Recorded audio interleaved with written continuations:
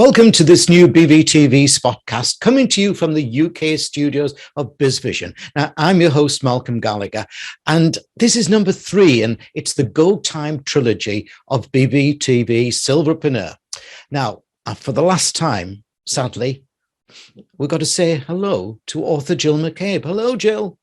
Hello, Malcolm. Nice to be here. I have to get the tissue out. It's time to be leaving Vancouver Island soon, you know. But it's rather nice that you do have over there proper tea and an English scones with cream, don't you, and jam. You would not like the way I make tea. All right. We're not talking about. I get in big trouble over there. Jill, in this episode, we're going to chat about a vital subject for all Silverpreneurs. Well, almost anyone in business, and that is time. Time, by the way, is the most used noun in the English language, but I suggest also the most wasted of anyone's resources. What time tools can a Silverpreneur use to keep focus, motivation, and make rapid progress? Can you help us with that, Jill? I can. That time, helping people utilize time in a way they feel great about is something that I have done for a long time in my career. And there are, in my book, It's Go Time, I do talk about why sometimes time and productivity tools don't work. So I've got a zinger here. Right. It's because if we're using time tools, I talk about it in my book, It's Go Time, as though we don't want to sort of play at the light switch if our problem is at the power station. And so what happens with time and motivation is that those things are actually born deeply in subconscious regions of our brain. Now, part of my background, I had spent a long time in leadership and change leadership and helping organizations with their culture. And during my master's in leadership, I became extremely curious as to why sometimes we are like go-getters and we make our goals happen, and why sometimes we set them and they don't happen. And so I decided to look at recent neuroscience to see if there were answers, and there were. And it turns out that we can have competing goals. We can have goals that live in the subconscious region of our brain, which some neuroscientists refer to as hot goals. We don't even know we have them, but they're the ones that are deciding how we spend our time. And then we have the goals that we're aware of, like, the ones we write down every, January for a year. And they're like, and if you can, translate one of your goals that you're writing down in January into a hot goal, then you actually don't have to worry about motivation or willpower. You will automatically work towards things. So I like really going deep. I say, I can say, make your list at night and don't look at your phone in the morning. And I can give you all of those light switch things.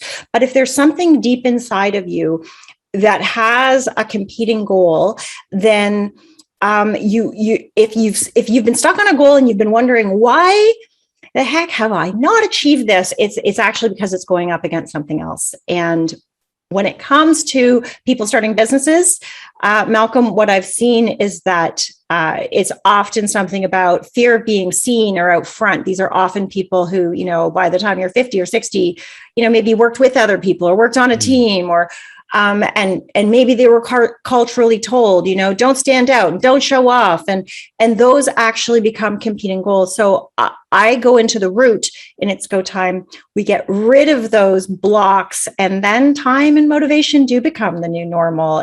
You'll naturally work on your goals without willpower. I love that, what you're talking about there, because I've spent, like you, lots of times with the time with Silverpreneurs, and many of them will often say things like, well, I don't know what I can do, because I've spent the last 20 years working for, in our case, British Telecom, a big telecom organization.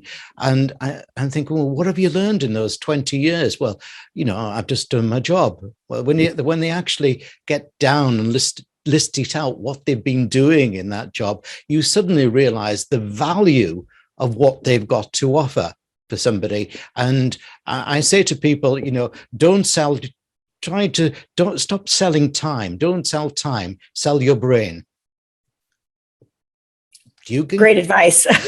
Well, it's true, isn't it? Oh, you can't. Yeah. I mean, don't sell time. Anyone who's sort of a 50, again, 50 plus, even I'd say anyone at any age, try not to say, maybe in the beginning you sell time as you're figuring things out, but definitely if you're thinking of starting a business after 50, you want to not sell time, because running a business, I mean, has all of I talk about this in It's Go Time.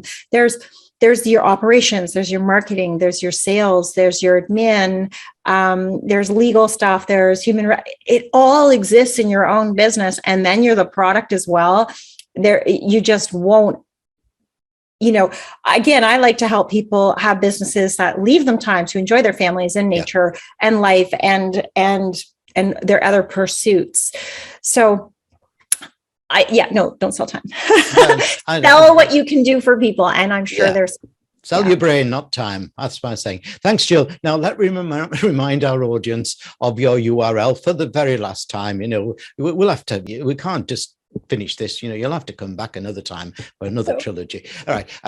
Of your URL, which is obviously, viewers, you can see on the screen behind me, it's jillmcabe.com. But for listeners, again, you got the pencil out, listeners? You ready? It's all the W's, Jill with a J, JILLMCABE.com, jillmcabe.com. And Jill's book is called It's Go Time, and published just 2 days ago. Well, when we recorded this, it was 2 days ago, but you'll be getting this fresh, just hot off the press, and published by Morgan James Publishing. Now, Jill, I said at the beginning of this trilogy that you are exactly the right guest for BVTV Silverpreneurs podcast channel. Your It's Go Time concept can be both Silverpreneurs guide, and I also feel motivator as they make their new business journey to true success. So thanks, Jill, for a great podcast trilogy. Thank you so much for inviting me. It was wonderful being here.